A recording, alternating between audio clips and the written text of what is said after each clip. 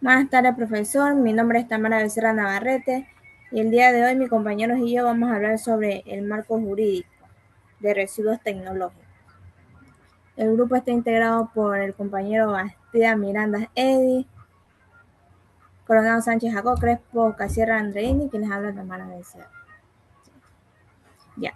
¿Qué es el TULSMAN? El TULSMAN es el texto unificado de legislación secundaria del Ministerio del Medio Ambiente. Este es un conjunto de normas ambientales del Ecuador y su función principal es regular el control y las actividades que pueden afectar al medio ambiente.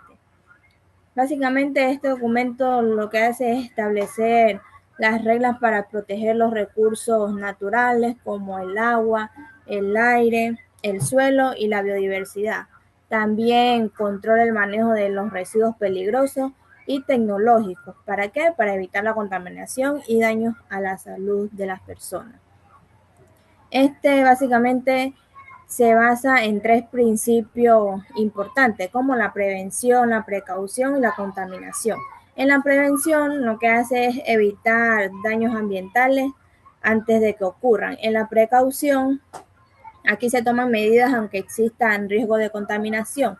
Y como último principio tenemos el que la contaminación o pagador, que aquí es quien causa la contaminación y debe asumir los costos de reparación.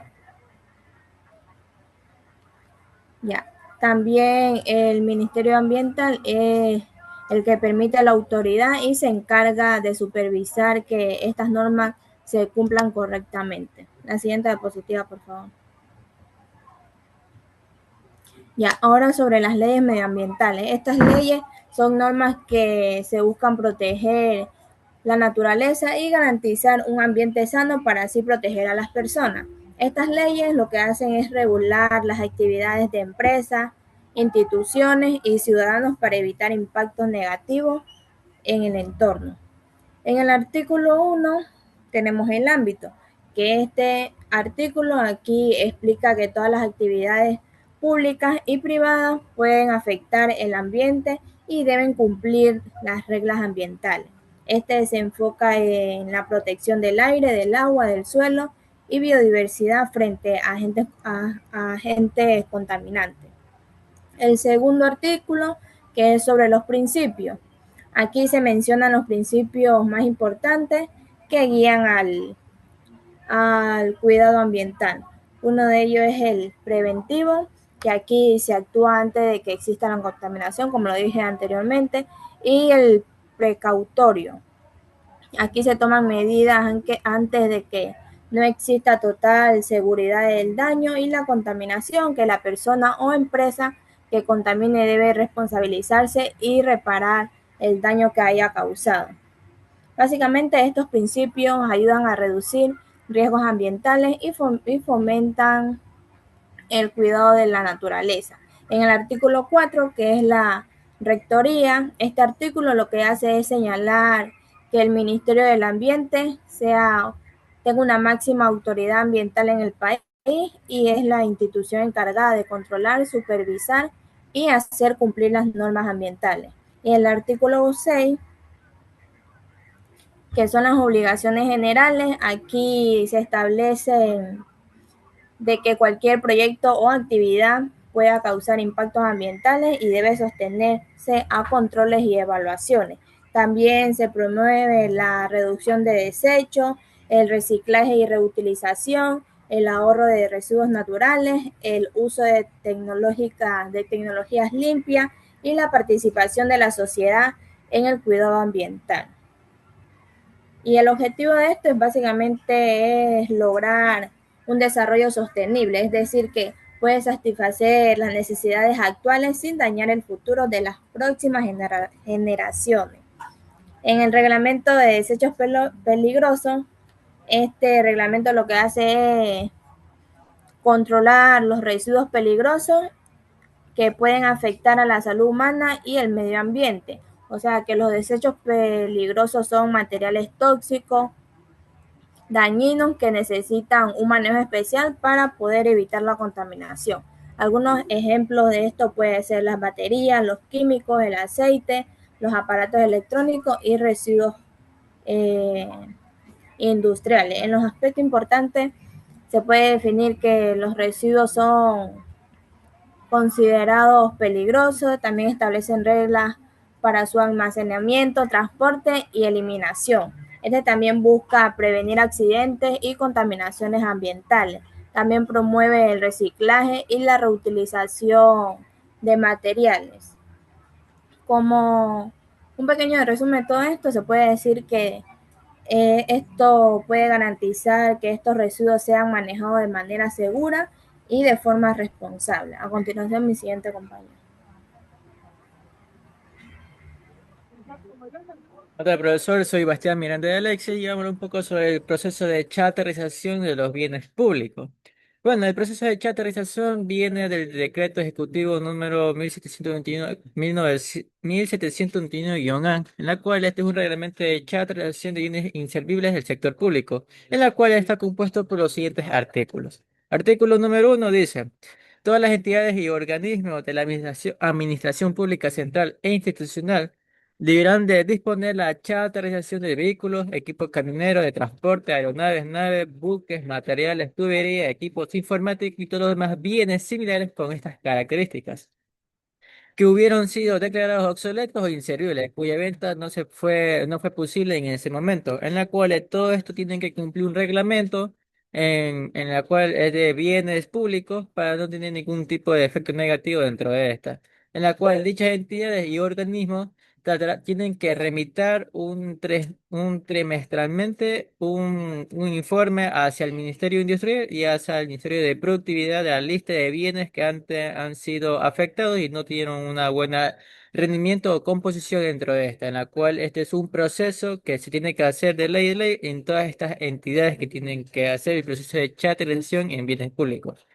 En el artículo número 2 se refiere más a las Fuerzas Armadas. Dice, en el Comando Conjunto de Fuerzas Armadas o los comandantes de Fuerzas Armadas, previa actualización del Ministerio de Defensa Nacional, en los casos que se justifique, se someterán a chatarrización de aeronaves, naves, buques, equipos de armamento o materiales bélicos obsoletos que están fuera de uso o ya no sirven para nada, en las cuales no fue posible su restauración o su posible venta, en la cual esto también se asocia bastante a las empresas a serias nacionales de Ecuador, sostenida a la Noemía. Y también dentro de la charterización viene el reglamento de charterización de bienes sectores públicos que son de unas tareas inservibles, que dice el artículo número 3 que es el reglamento. Dice que el informe técnico justificará la condición de mantenimiento y resultan antieconómicos para la entidad y recomendará sostenerla al previo de chartarización estos equipos que no estén en buen estado y no sirven para utilizarlos, por cuando es inconveniente para la institución someterla a un proceso de remate. Una vez cumplido con estos requisitos detallados y una vez que los organismos del sector público hayan procedido a entregar los bienes en la empresa de chaterización y su clasificación, la empresa de chatarrización emitirá un certificado de haber recibido los bienes sujetos a la chatarrización, suscrito por el representante legal a la empresa por un delegado de entidad pública respectiva. Es decir, los procesos de chatarrización que contengan chatarros ferrosos o no ferrosos, chatarra electrónica y materiales mixtos, están sujetos a una supervisión ambiental. Todas las entidades públicas deben enviar a un Ministerio de Producción una copia digital de la experiencia de proceso, en la cual debe incluir informe técnico, resolución administrativa de baja de bienes, comunicación de la Contraloría General del Estado y acta de entrega de la recepción de estos bienes, tanto para sectores públicos y la empresa de chatarrización, en la cual todo esto tiene que seguir este tipo de procesos y artículos para tener un uso específico correcto de estas chatarras que están en desuso y así evitar la contaminación del medio ambiente. Ahora tenemos las actividades generadas por nosotros, digámoslo así, en la cual está conformado también por varios artículos, o sea, sobre las actividades que generan desechos peligrosos dentro de esta. En la cual tenemos que el TUSLA, o sea, el libro que se sacó toda esta información, Establece las obligaciones y controles sobre las personas y empresas cuyas actividades generan desechos peligrosos, incluidos los residuos electrónicos y tecnológicos. La que está haciendo bulla. En la cual está conformado por los siguientes artículos. Artículo 160-6, responsabilidad del generador, en la cual tenemos la minimización de generación, almacenamiento seguro, instalaciones adecuadas, gestor actualizado y otros artículos que hay más dentro de esta zona. En la cual tenemos un artículo interesante. El artículo 41.2 dice lo siguiente. Sobre las actividades que generan desechos peligrosos, los desechos considerados peligrosos generan unas diversas... Hasta la Carla, que estoy grabando. Que están desechos peligrosos generando a la vista de actividades industriales, comerciales y agrícolas de servicio deben ser devueltos a sus proveedores. Artículo 160. Todo generador de desechos peligrosos es titular y responsable del manejo de sus materiales hacia la naturaleza. Tomar medidas con el fin de minimizar un impacto hacia el medio ambiente y sobre todo la salud pública de desechos peligrosos. En el artículo 161, los proyectos de instalaciones de actividades pueden generar nuevos desechos peligrosos que deberán representar una declaración ante la autoridad completa, la cual será un requisito previo para la aprobación de de estos proyectos. Por ejemplo, el artículo 162 dice que el generador deberá informar de forma inmediata al Ministerio Ambiental de accidentes producidos durante una generación y manejo de desechos peligrosos. Artículo 168. Quienes desarrollen o presten unas actividades que generan desechos peligrosos deberán solicitar y obtener una licencia ambiental para el Ministerio de Educación, para el Ministerio Ambiental, para continuar haciendo otros elementos con estos componentes peligrosos tóxicos. Y por último, el artículo 200 dice lo siguiente: el Ministerio Ambiental y las autoridades seccionales que tengan la declaración respectiva y periódica, y cuando sea necesario, debe realizar ¿cómo? Una inspección de vigilancia y control de gestión de desechos peligrosos en cualquiera de las etapas de su manejo, para el fin de evitar más contaminaciones tanto ambientales y suelo, y así tratar de utilizar de manera correcta estos desechos peligrosos. Sin más que decir, mi siguiente compañero va a dar otros datos importantes.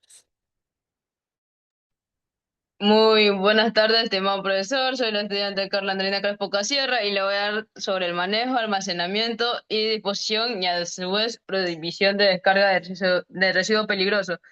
En este caso, así como la prohibición de descarga en el subsuelo y también en el suelo. Estas normas tienen como objetivo proteger la salud humana y evitar la contaminación del medio ambiente, especialmente del suelo y de las fuentes de agua. Con respecto al manejo y almacenamiento de residuos, pues los residuos peligrosos son sustancias o materiales que por sus características químicas, biológicas o físicas pueden causar daño a las personas o al ambiente si no se gestiona correctamente. De ahí viene grandes partes de artículos que están gestionados por el TULAX, que se llama el artículo 163, que está el envasado y etiquetado, donde los residuos peligrosos deben almacenarse únicamente en envases adecuados para este fin. Estos envases deben ser resistentes, cumplir normas técnicas establecidas, también garantizar la seguridad durante su manipulación y transporte. Y eso sí, el etiquetado correcto permite identificar rápidamente el contenido y los riesgos asociados. También está el artículo 165, o sea, la identificación ONU, que todo residuo peligroso debe contener con marcas de identificación visibles, legibles y resistentes a la intemperie. Además, los residuos incompatibles no deben almacenarse juntos, de tal manera que la clasificación adecuada evita reacciones químicas peligrosas o incendios y a su vez explosiones. También está el artículo 166, el libro de registro. Es obligatorio llevar un registro de los movimientos de los residuos. Este documento debe incluir fecha de ingreso y salida, origen del residuo, cantidad almacenada, destino final. El registro permite un control adecuado y garantiza la trazabilidad de los desechos. También da la parte de las condiciones mínimas del sitio de almacenamiento, el artículo 164, donde los lugares donde se almacenan residuos peligrosos deben cumplir ciertas condiciones, espacio suficiente para almacenar y manipular los residuos con seguridad, también el acceso restringido únicamente a personal autorizado, disponibilidad de equipos y personal para emergencia, evitar cualquier contacto con cuerpos de agua, contar con señalización visible sobre los peligros existentes. También está el artículo 182, los métodos de disposición final, pues que una vez tratado, los residuos peligrosos pueden eliminarse mediante relleno de seguridad o confinamiento controlado, inyección controlada en pozos profundos cuando esté permitido, también la incineración especializada según el tipo de residuo. Eso sí, la elección del método depende de las características del desecho y de la normativa vigente. Siguiente diapositiva, compañero. Ya con todo esto está la prohibición de descarga en suelo y subsuelo, que es una de las medidas ambientales más importantes, es la prohibición de descargar, infiltrar o inyectar residuos y efluentes que pueden alterar la calidad del suelo o del subsuelo. El objetivo es proteger los ecosistemas, las aguas subterráneas, la salud de las comunidades, hasta inclusive de los animales. Está también varios artículos. El artículo 177, tratamiento de efluentes, que es donde los efluentes generados deben cumplir con los límites y estándares ambientales establecidos por la legislación. El artículo 196, vertidos prohibidos. Este está prohibido realizar vertidos sin autorización. También se prohíbe mezclar residuos peligrosos con materiales no peligrosos para intentar diluir su contaminación. El manejo de los lixiviados, donde los lixiviados son líquidos contaminados que se generan cuando el agua entra en contacto con residuos. La normativa establece que deben ser recolectados y tratados y a su vez no pueden cargarse directamente al suelo. En conclusión, ya con todo esto, el manejo adecuado de los residuos peligrosos es fundamental para proteger la salud humana y conservar el medio ambiente. Le doy paso a mi siguiente compañero. Buenas tardes, profesor. Mi nombre es Coronado Sánchez Jacob y yo le voy a hablar sobre las actividades que degradan el suelo. La degradación del suelo ocurre cuando diferentes actividades se realizan por diferentes personas y dañan la tierra, hacen que se pierdan propiedades naturales.